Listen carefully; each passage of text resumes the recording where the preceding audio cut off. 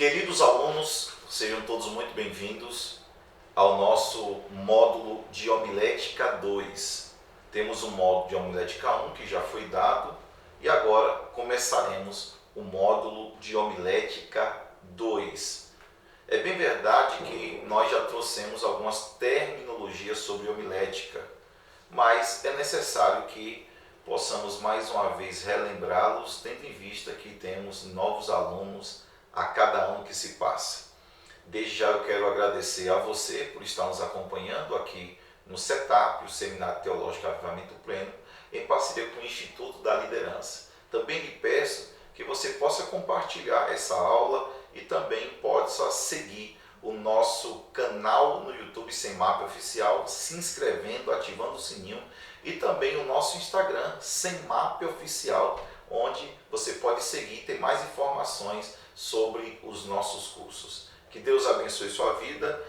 Nós também teremos outros professores gabaritados, bem treinados e especializados, que trarão ótimas aulas, que trarão também um ensino muito produtivo para abençoar a sua vida. Não trazendo somente a edificação intelectual, mas acima de tudo, a edificação espiritual. Eu trouxe alguns poucos livros para poder lhe mostrar, a fim de que você possa também adquirir material para essa área de homilética, que querendo ou não, ela é atrelada também à hermenêutica. E eu tenho esse livro aqui do James Braga, Como Preparar Mensagens Bíblicas, da editora Vida.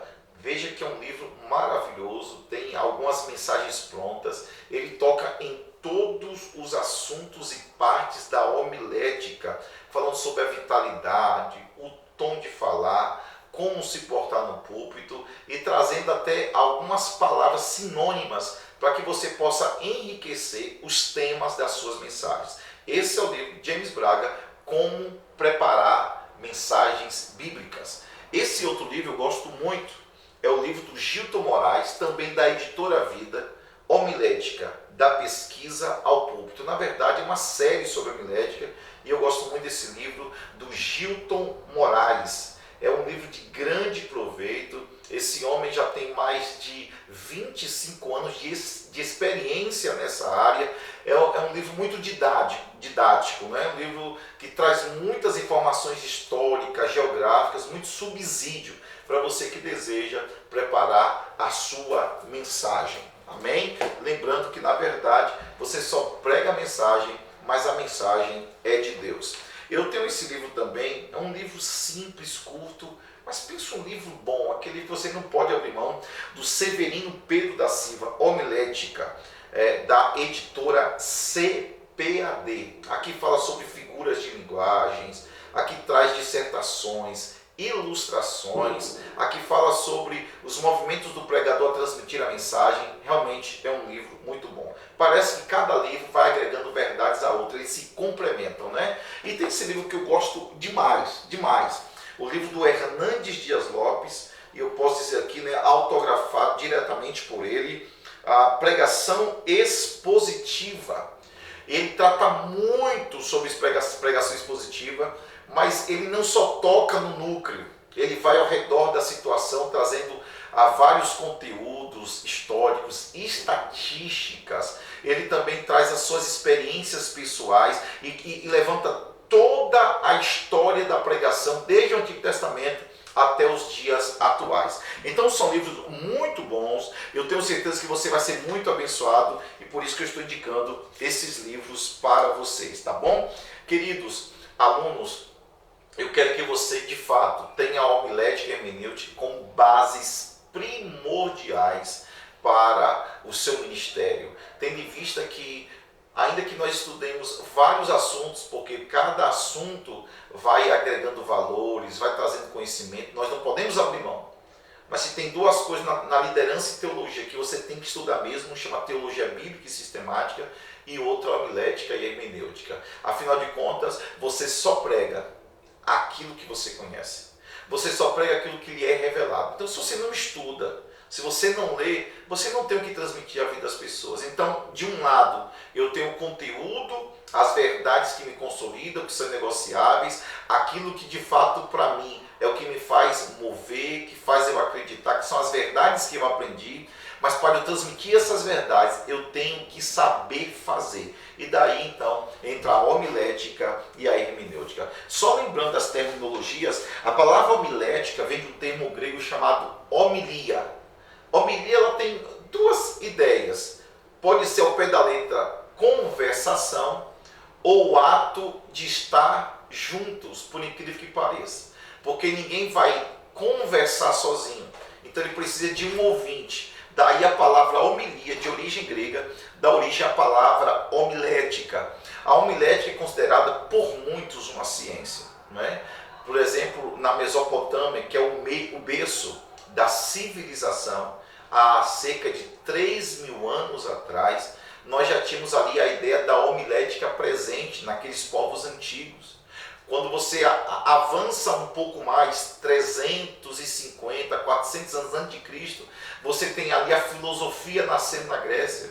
E os filósofos eram conhecidos justamente pela arte de pregar, de transmitir verdade, ainda que eles usavam o chamado sofisma. Era uma mentira bem elaborada com a cara de verdade. Nós temos ali grandes expositores das suas verdades no ano 300 a.C. e que foram influentes inclusive da era cristã. Então você percebe que a arte de pregar já é uma coisa muito antiga. Lembra que a homilética não é a mensagem, ok?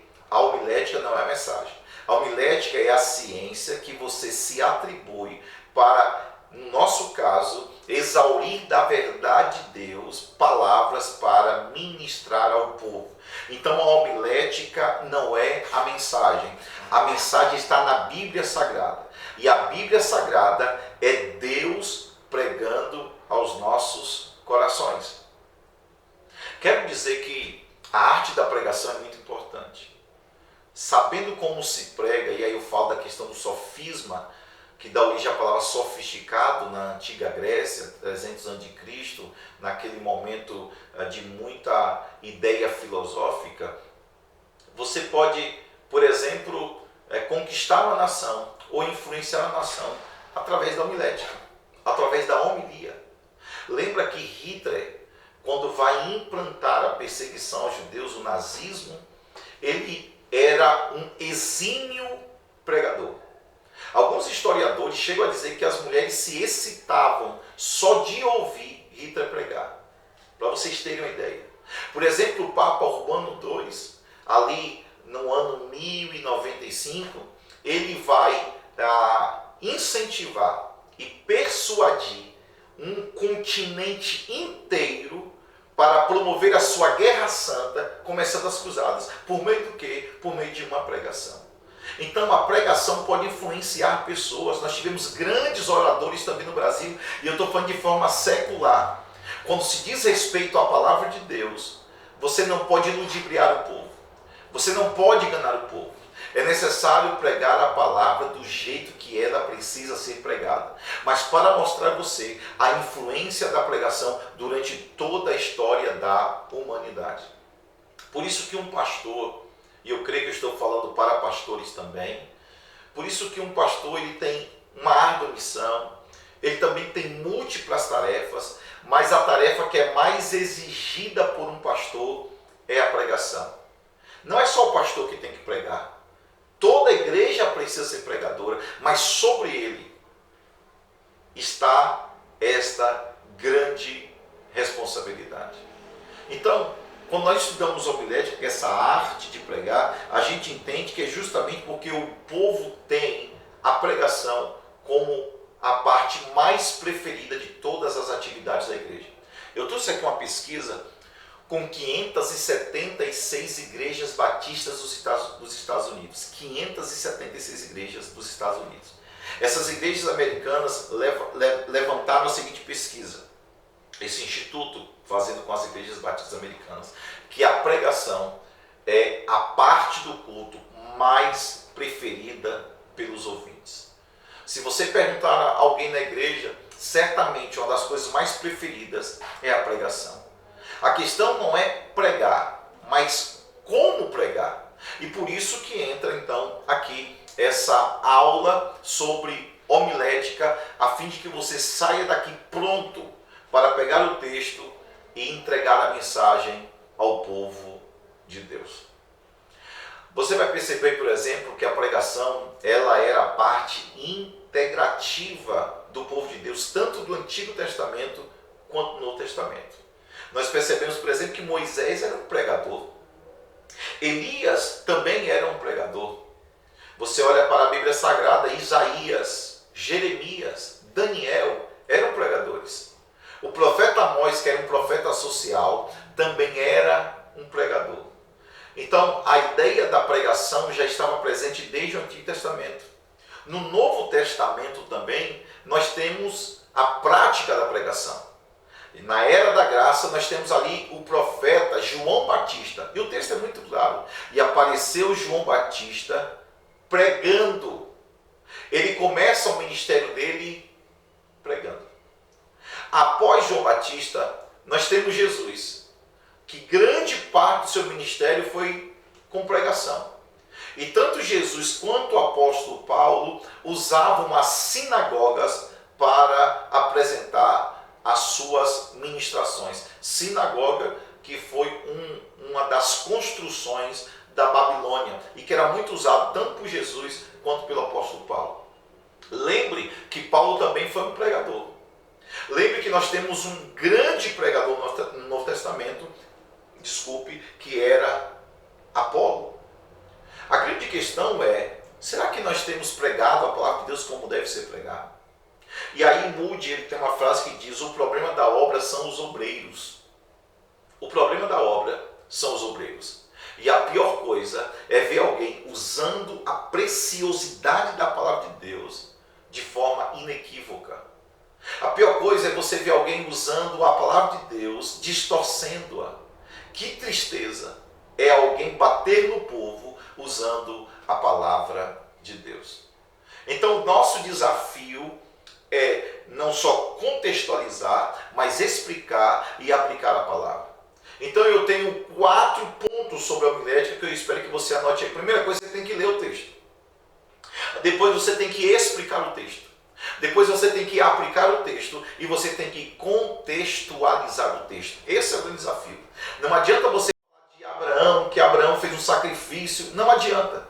Se você não aplicar a verdade daquele texto, contextualizando para o ambiente que você está, para os dias de hoje, você só está contando uma história. Você só está narrando a história, mas você não está aplicando aquela verdade aos dias de hoje. Lembre que existem coisas que Deus falou para Abraão que vale para nós hoje. Tem coisas que Deus falou para Ana que vale para nós hoje. O desafio do pregador é ler, explicar, aplicar e contextualizar o texto. Ok, espero que você pontue isso aí e que isso aí é muito importante para que você seja um pregador de excelência na presença de Deus. Lembra que você não tem que ser um orador. Você tem que ser um pregador. Crisóstomo dizia que o orador procura a si mesmo, mas o pregador, ele procura a Deus. O orador procura a si mesmo, mas o pregador procura a Deus. Esse Crisóstomo era chamado Boca de Ouro. Era um dos pais da igreja. Era chamado Boca de Ouro porque ele era um grande pregador. Ele era um grande expositor da palavra de Deus, a ponto de decorar vários livros do Novo Testamento inteiros e citá-los sem ler nem sequer um versículo. Então, não procure a si mesmo, mas procure a Deus, porque você só entrega a mensagem. A mensagem já está pronta. A mensagem é a palavra. E a palavra já foi nos dada pelo Espírito Santo.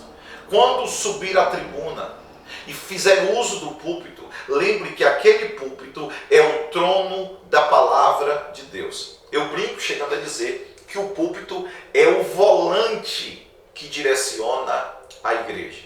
Deus também teve um púlpito. O púlpito de Deus foi a cruz. Agostinho diz que o púlpito em que Deus pregou o amor foi a cruz. Assim você expõe a palavra na tribuna, usando o púlpito para abençoar o povo. Mas nós temos hoje 4 problemas quanto à pregação contemporânea na igreja. 4 problemas quanto à pregação contemporânea na igreja. E eu fiz aqui as minhas anotações. O primeiro problema que a gente identifica no momento atual é a má influência do misticismo. Nós estamos substituindo a palavra de Deus por outros artefatos.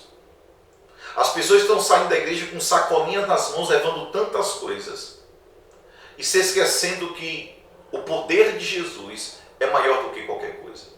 O fato de Deus usar uma situação, ou de Deus se mover pelo Espírito Santo usando uma situação, não significa que aquela forma que Deus trabalhou de uma forma excepcional seja um padrão ou uma doutrina.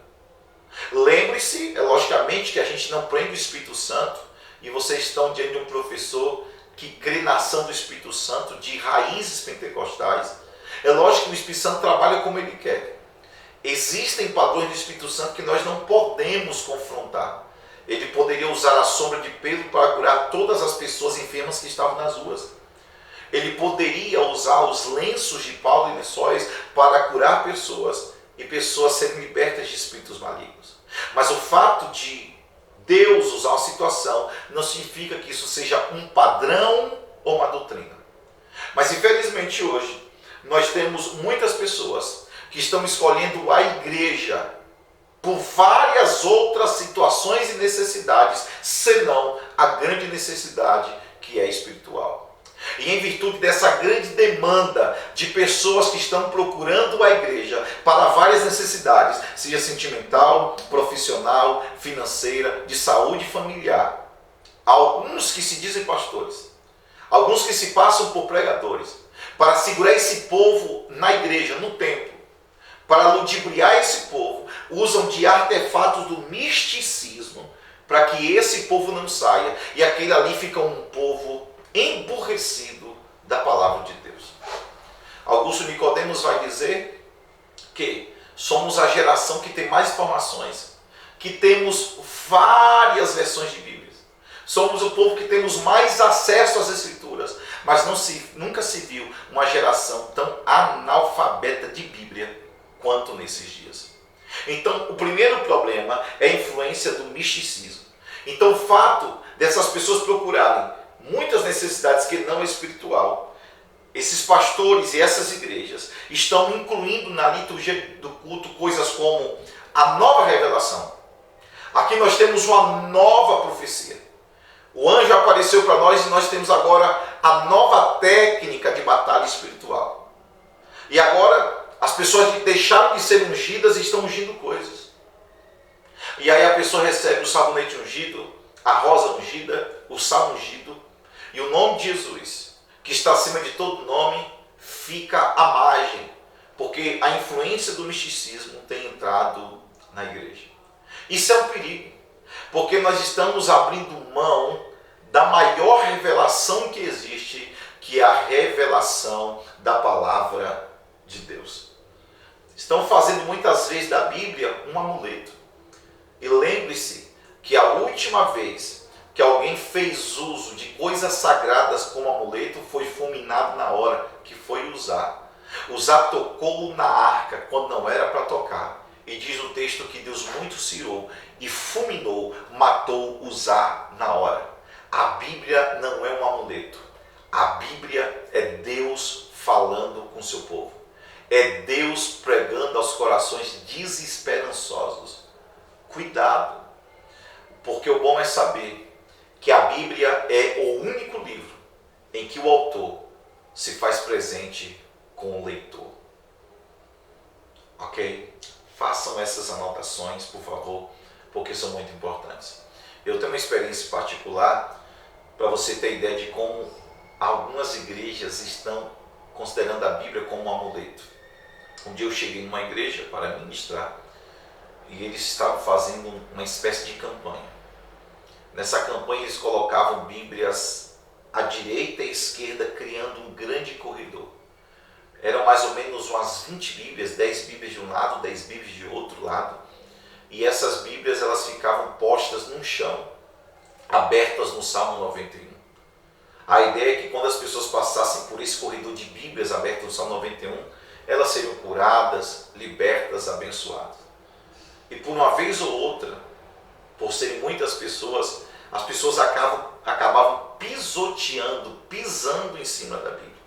Agora você imagine a poderosa palavra de Deus que pode mudar a vida das pessoas, inspirada pelo Espírito Santo, escrita por homens tementes ao Senhor, pisoteadas, porque acreditavam que o Salmo 91 aberto dentro de uma igreja poderia transformar a vida das pessoas. Mas lembre que não é o Salmo 91 aberto que vai mudar a vida de ninguém. O Salmo 119, versículo de número 11 diz: eu guardei a tua palavra no meu coração para não pecar contra ti. A Bíblia é só um livro. Humanamente falando, é só um livro. As letras são negras e frias, em páginas brancas, e tem uma capa. Ela é só um livro. Mas a grande questão é que as revelações que estão aqui, por baixo dessas letras negras e frias, existem tesouros preciosos que podem mudar a vida de pessoas. Isso é tão verdade que esse livro milenar de sabedoria poderosa, que não é um livro religioso, mas é um livro espiritual, mudou a sua vida. Então a Bíblia, sim, a palavra de Deus, pode mudar a vida das pessoas. Como nós estudamos em bibliologia, a Bíblia não contém a palavra de Deus. A Bíblia é a palavra de Deus. O segundo problema que nós temos em relação à palavra de Deus, a pregação nesses dias, a pregação contemporânea para os nossos dias, é o liberalismo. O liberalismo tem influenciado negativamente a igreja. Porque quando se fala de liberalismo, não está falando de uma questão doutrinária ou de usos e costumes. A gente aprendeu culturalmente que liberalismo, a igreja liberal, é uma igreja que permite usar algumas coisas que outras igrejas têm como o uso equivocado, ou seja, pecado. Mas liberalismo, teologicamente falando, não é um contraponto ao uso e costumes de alguém usar uma calça, uma maquiagem, nada disso. Liberalismo é desfazer do sobrenatural. Já tem gente entendendo que a Bíblia é um livro de business, que a Bíblia é um livro religioso, que a Bíblia só é um livro de sabedoria. A Bíblia pode ser tudo isso, porque a Bíblia toca nas 10 principais áreas do ser humano. Área moral, intelectual, profissional, espiritual, biológica, familiar, em todas as áreas do homem a Bíblia toca. Mas lembre que, acima de tudo, a Bíblia é um livro espiritual. E já tem gente que já não nem mais crê no Espírito Santo. Já tem gente dizendo que peca é desvio de personalidade, é problema psicológico.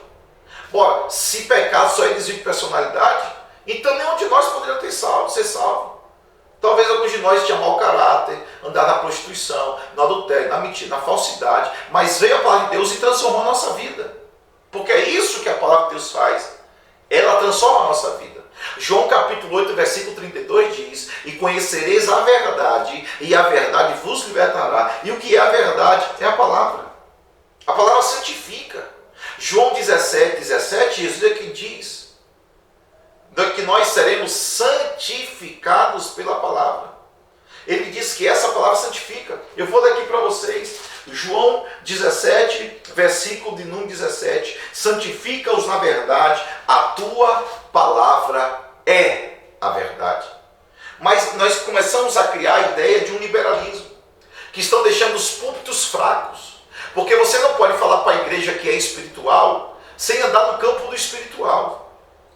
E quando o púlpito é fraco, a igreja se torna fraca. E daqui a pouco a gente não vai crer mais em milagres.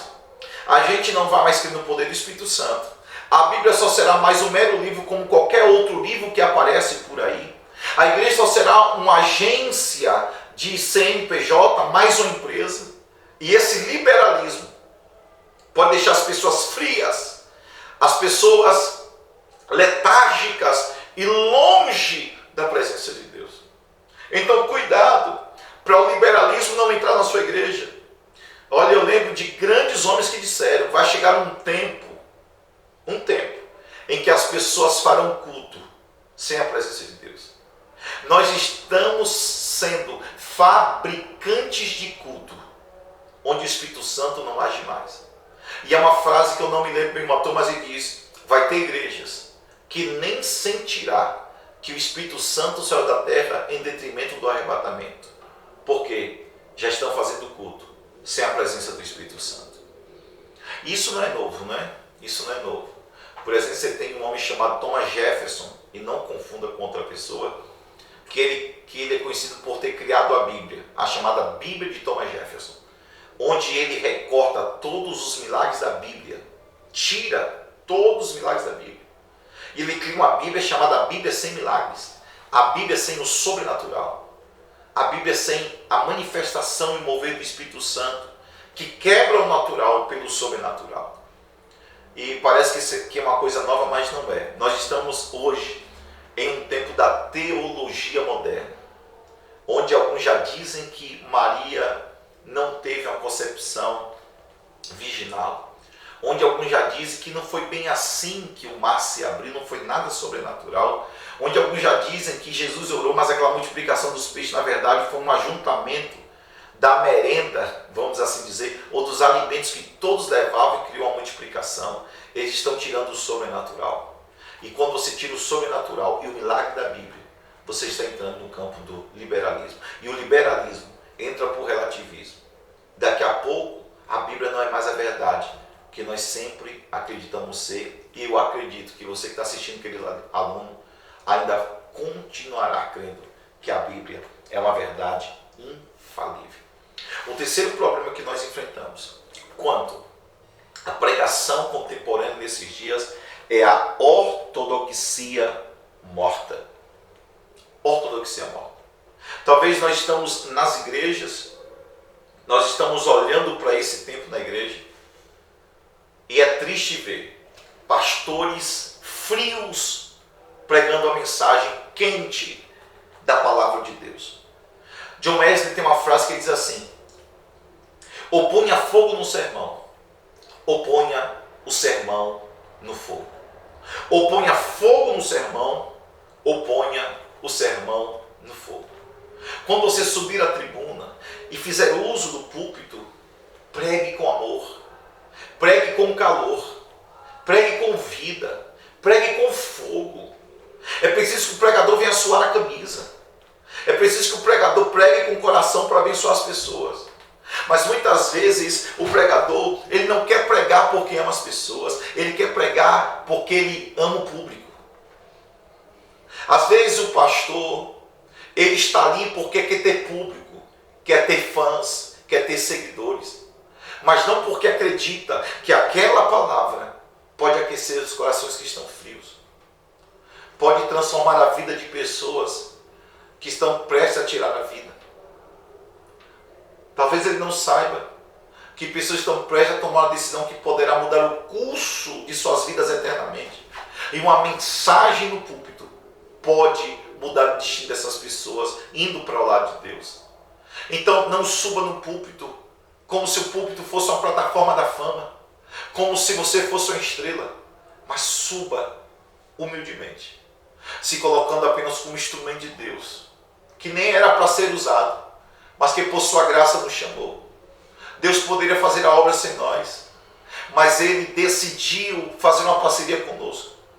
Isso quer dizer que Deus olhou para nós como uma opção. Você é uma opção de Deus. Eu sou uma opção de Deus. Então não tem igreja como uma grande plateia, onde as luzes estão em cima de você, como se fosse a plataforma da fama. Mas tem um púlpito como lugar do altar que está pegando fogo, onde o sacrifício é você. E você recebe do alto as águas que vêm do alto, a revelação que vem do alto, para abençoar as pessoas que estão ali ouvindo. É triste ver alguém pregar a palavra de Deus sem vida, ao considerar que a palavra de Deus é viva. Hebreus capítulo 4 diz que ela é viva e eficaz. Então, a ortodoxia morta tem matado pessoas na igreja.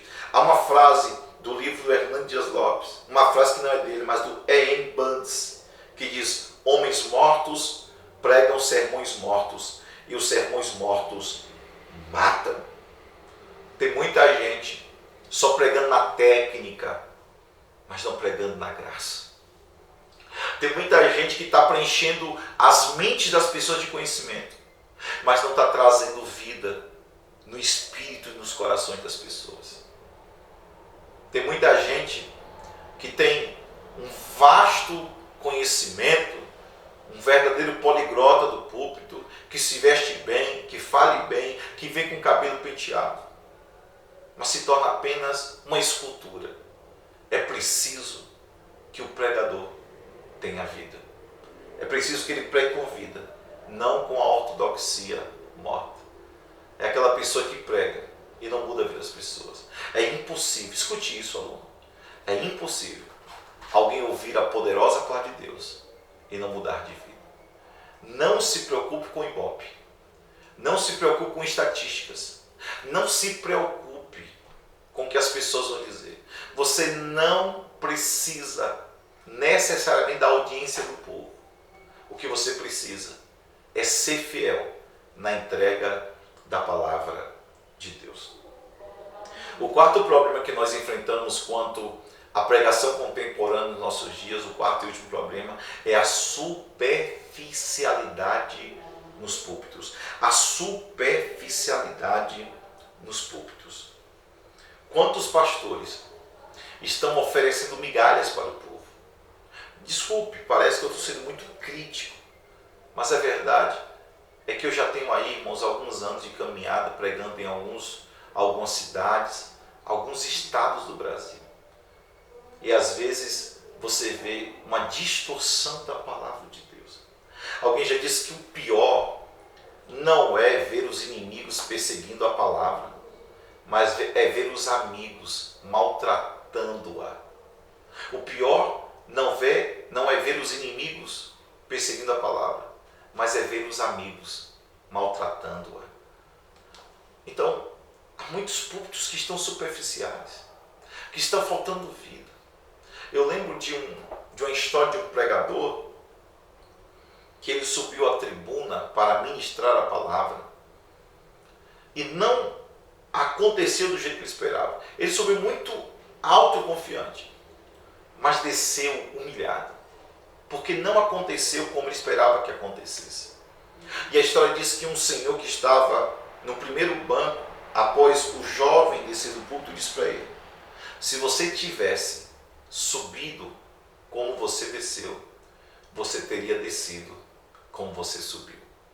Em outras palavras, ele quis dizer: se você tivesse subido humilhado, reconhecendo a poderosa mão de Deus sobre sua vida, você desceria honrado. Então não importa se você tem muita experiência, se você tem muito conhecimento, se você tem uma grande envergadura acadêmica, mas quando subir à tribuna e fizer uso do púlpito, levando a preciosidade da palavra de Deus, faça humildemente. Você só é alguém que Deus escolheu para falar ao seu povo. É como eles, mas Deus te deu a autoridade e a legalidade para ministrar os corações das pessoas.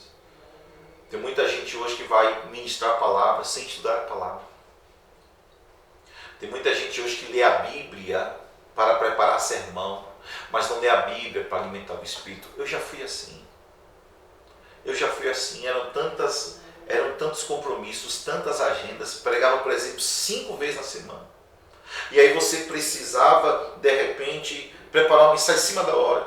E você lia aquilo, preparava uma mensagem, mas não lia para alimentar o Espírito, para ser algo pessoal. Lia para poder pregar ao povo. Não pode ser assim. Querido aluno, pastor, pregador, homem de Deus, mulher de Deus, não pode ser assim. Ainda que você possa usar a mesma palavra para pregar em outros lugares, não tem problema. Pelo contrário, Alguns grandes pregadores dizem que para uma mensagem ficar boa, você tem que pregar ela pelo menos 50 vezes. Mas o que você não pode é subir seco, é confiar em você. Como eu disse a última frase, o orador busca a si mesmo, a frase do Crisóstomo, mas o pregador busca a Deus. É preciso subir debaixo de oração. É preciso estar ali em jejum, em busca pela presença de Deus. Porque quando você falha na pregação, quando você falha no jejum, você vai pregar sem paixão e sem o poder do Espírito Santo. O apóstolo Paulo vai escrever uma carta aos Coríntios dizendo assim: eu não fui a voz com palavras persuasivas, mas eu fui com demonstração de poder. O povo não quer saber dos seus ismos, dos seus R's, dos seus S's. O povo não quer saber da sua nova graduação, da sua nova revelação. O povo está querendo uma mensagem de vida, de amor, de paixão. Em que você pode gritar no púlpito, você pode suar no púlpito, você pode correr ali no altar, mas que seja com vida. O povo precisa ouvir a mensagem de vida. Não seja superficial naquilo que nem pode ser superficial. A palavra de Deus é profunda. A palavra de Deus é poderosa, é transformadora, é inerrante, é infalível. Então, não a use de forma superficial, sem ser banhado pela oração e pelo jejum. Porque muitas vezes você está querendo ter desempenho, mas o púlpito não é lugar de desempenho. O púlpito é lugar de paixão. Às vezes você pode ter muita dedicação, mas só dedicação não será suficiente se você não for hábil naquilo que Deus lhe confiou. Então, além da dedicação, além da habilidade, é preciso ter a oração. Essas três coisas são importantes para que você entregue a mensagem de Deus ao povo com alegria, mas com conteúdo. As pessoas precisam de conteúdo na palavra. Se as pessoas forem lá para ver você citar o Salmo 23, não importa, elas dão em casa, um podcast. Enfim, as pessoas têm vários meios de ouvir a palavra. Um podcast, um audiobook. Elas não só leem, elas ouvem. Na verdade, elas estão lendo hoje com os outros. Nós temos esse quarto grande e último problema: a superficialidade no púlpito. É como eu disse, às vezes o pregador está buscando desempenho, mas é necessário que seja hábil naquilo que Deus lhe confiou. E eu fico até brincando dizendo, se fosse só dedicação e oração, daí a importância da homilética. Então, por exemplo, eu não sou cirurgião plástico, mas se você me confiar seu corpo para fazer cirurgia? Lógico que não. Porque eu não fui treinado para isso, não é a minha especialidade. Da mesma forma, ninguém pode ministrar a palavra se não estiver pronto para fazê-lo. Ninguém pode cantar se não estiver pronto para fazê-lo. Ainda que seja uma pessoa de Deus, homem de Deus, mulher de Deus, mas não foi chamado para aquilo. Daí o uso da homilética para te ensinar a fazer uso da palavra de uma forma que os seus ouvintes não só saiam cheios da presença de Deus por meio do que você ministrou, mas saiam certos e cientes de que você, pregador, deu o seu melhor. Que Deus te abençoe, em nome de Jesus.